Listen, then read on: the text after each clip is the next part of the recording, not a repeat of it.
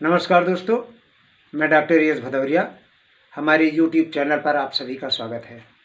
दोस्तों, उत्तर प्रदेश उच्चतर शिक्षा सेवा आयोग की होने वाली असिस्टेंट प्रोफेसर परीक्षा से संबंधित जो हम स्टडी मटेरियल उपलब्ध करा रहे हैं, उस कड़ी में आज हम भाग 43 लेकर आए हैं।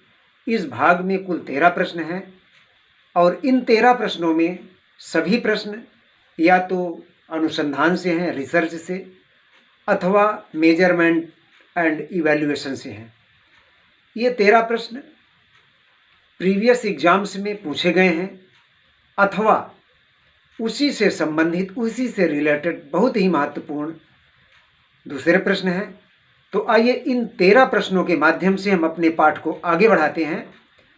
तो ये 13 प्रश्न की श्रृंखला कैसी है, आइए हम इस पर थोड़ा सा दृष्टिपात करते हैं। प्रश्न क्रमांक 1 है, Cauchy experimental research. Cauchy experimental research अर्थात अर्ध प्रयोगात्मक अनुसंधान में क्या देखा जाता है। दोस्तों, कॉशी एक्सपेरिमेंटल रिसर्च में किसी विशेष समष्टि पर यानी किसी विशेष जनसंख्या पर पर्टिकुलर ट्रीटमेंट का प्रभाव देखा जाता है।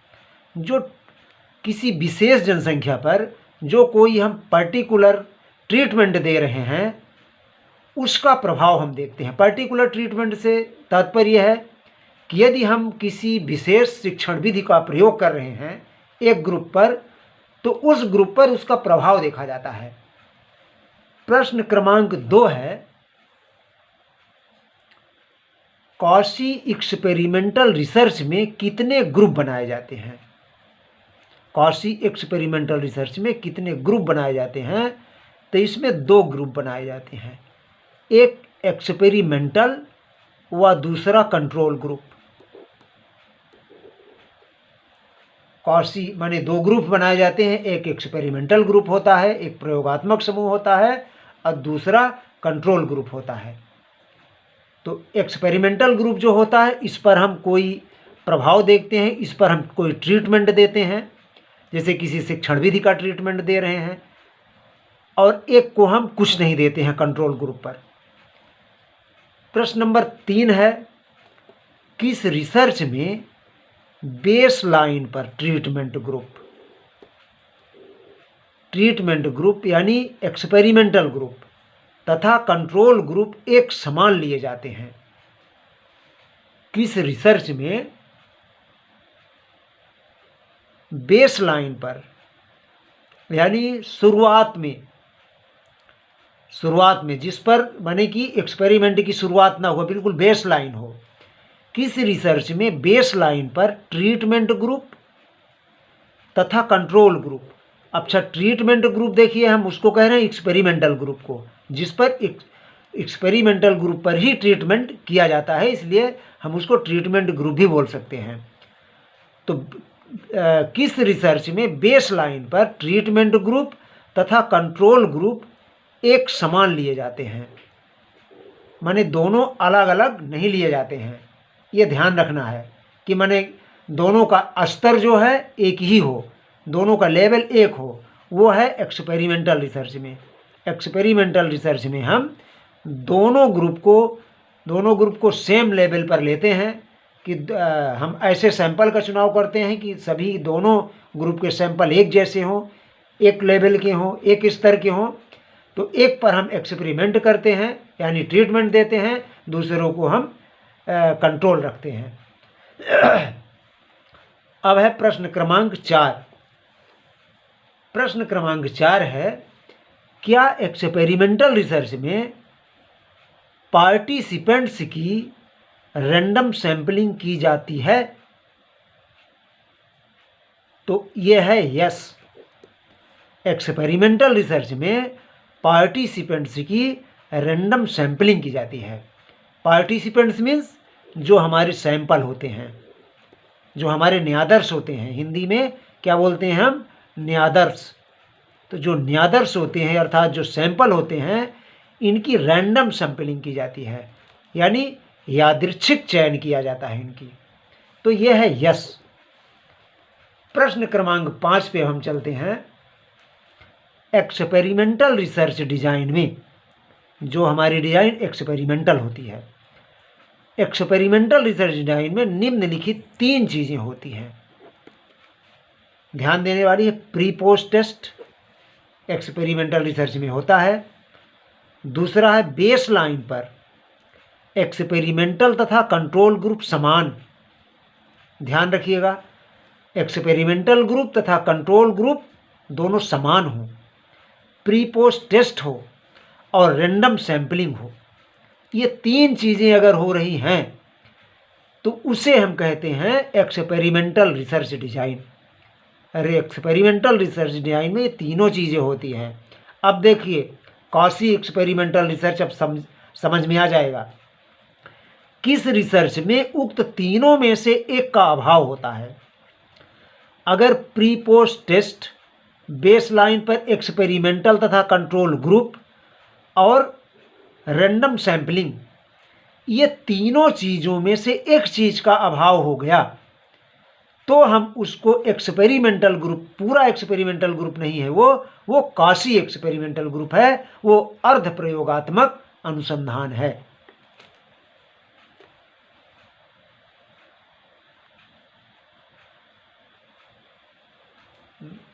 दोस्तों थोड़ा पुनः इसे हम देखते हैं। तो एक्सपेरिमेंटल रिसर्च डिजाइन में निम्नलिखित 3 चीजें होती हैं। Pre post test, baseline पर एक्सपेरिमेंटल तथा कंट्रोल ग्रुप समान और तीसरा रैंडम सैंपलिंग। इन तीनों चीज़ों में यदि एक का अभाव हो जाता है तो वह पूर्ण एक्सपेरिमेंटल डिजाइन नहीं होती है, पूर्ण एक्सपेरिमेंटल रिसर्च नहीं होता है, वह कॉशी एक्सपेरिमेंटल रिसर्च की श्रेणी में आएगा। तो आप अब कॉशी एक्सपेरिमेंटल रिसर्च को समझ गए होंगे। कॉशी एक्सपेरिमेंटल रिसर्च में इन तीनों में pre post test, baseline पर एक्सपेरिमेंटल तथा कंट्रोल ग्रुप समान और रैंडम सैंपलिंग, इन तीनों में एक का यदि अभाव है तो वह कॉशी एक्सपेरिमेंटल रिसर्च है। क्वेश्चन नंबर 6 पे अब हम चलते हैं। क्वेश्चन नंबर 6 है, किस रिसर्च में कार्य कारण संबंध देखा जाता है। कार्य कारण संबंध तो एक्सपेरिमेंटल और कॉशी एक्सपेरिमेंटल दोनों में, ये ध्यान रखिएगा। ये कई पहले वीडियोज में भी हम बता चुके हैं कि किस कार्य कारण संबंध किस में देखा जाता है, एक्सपेरिमेंटल रिसर्च में। तो यह ध्यान रहे कि कॉशी एक्सपेरिमेंटल रिसर्च में भी कार्य कारण संबंध देखा जाता है। क्वेश्चन नंबर 7 है, pre test post test randomize matching control group design एक उदाहरण है। तो ये है कॉशी एक्सपेरिमेंटल डिजाइन का, क्योंकि इसमें एक्सपेरिमेंटल ग्रुप का अभाव है।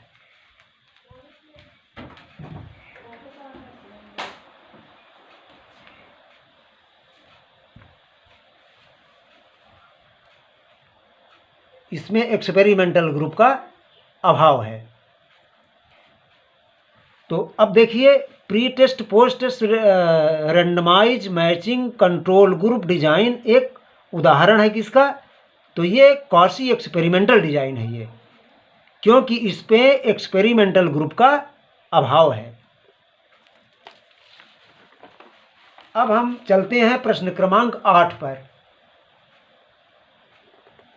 प्रश्न क्रमांक 8 है, यथावत परिस्थिति का अध्ययन किस अनुसंधान में किया जाता है। यथावत परिस्थिति, यथावत परिस्थिति का अध्ययन सर्वेक्षण अनुसंधान में किया जाता है।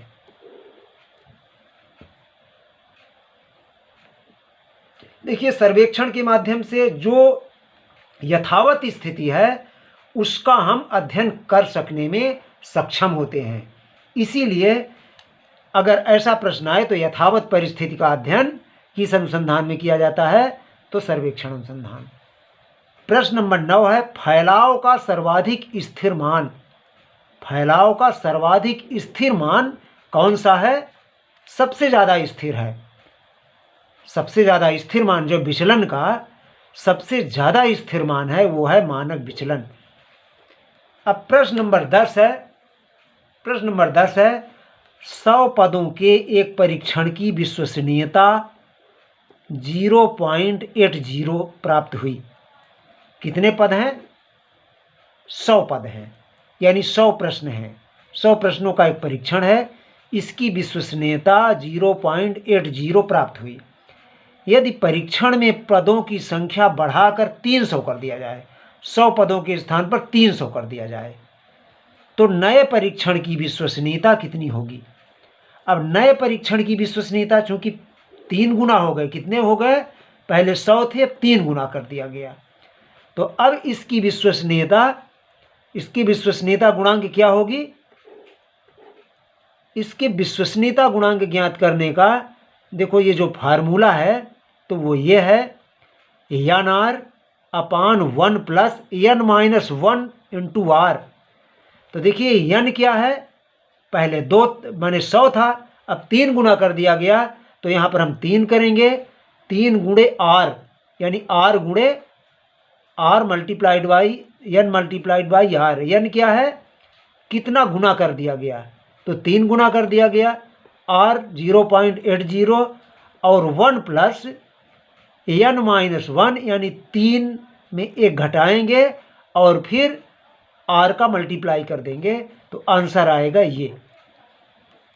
अब है प्रश्न क्रमांक 11। प्रश्न क्रमांक 11 है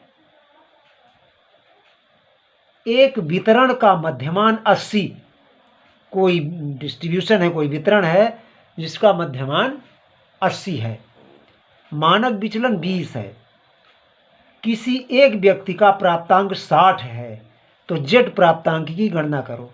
तो जेड प्राप्तांक क्या होगा? प्राप्तांक में मध्यमान को घटाएंगे और मानक विचलन का भाग दे देंगे, तो आंसर आएगा -1।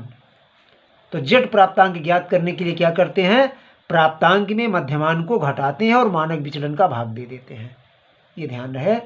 अगर ऐसा हम कर देते हैं 60 ऋण 80 बटे 20 बराबर -1। अब है प्रश्न नंबर 12। यदि सभी प्राप्तांकों में एक स्थिरांक जोड़ दिया जाए तो क्या नहीं परिवर्तित होता? तो मानक विचलन नहीं परिवर्तित होता। सभी प्राप्तांकों में अगर कोई भी स्थिरांक जोड़ दिया जाए तो मानक विचलन में कोई अंतर नहीं आता है। प्रश्न क्रमांक 13 है निम्न में से कौन अध्यापक व्यवहार सुधार की पृष्ठपोषण प्रविधि है? अध्यापक व्यवहार सुधार, टीचर बिहेवियर रिफॉर्मेशन, तो मैंने शिक्षक व्यवहार को सुधारने के लिए कौन सी विधि है? तो सूक्ष्म शिक्षण भी है, अनुकरणीय शिक्षण भी है और फ्रेंडर इंटरेक्शन भी है, अतः इसमें होगा सभी। तो दोस्तों पुनः आपसे ये अनुरोध है कि अगर आप हमारे चैनल को अभी तक सब्सक्राइब नहीं किए हैं तो सब्सक्राइब कर लें, हमारे चैनल से जुड़े रहें। तो आज के 13 प्रश्नों की श्रृंखला इसी के साथ हम समाप्त करते हैं। Thank you so much.